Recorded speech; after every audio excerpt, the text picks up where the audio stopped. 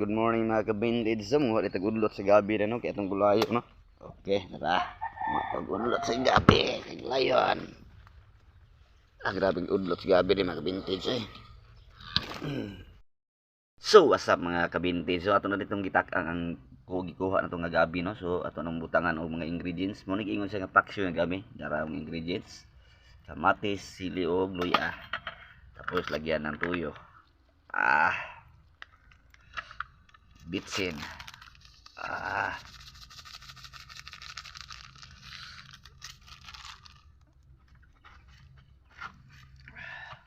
Suka.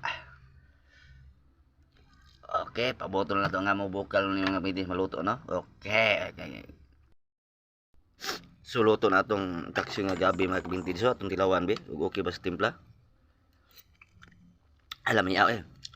So ato nang hawason mga kabinti kay mga onata. Lami kayo.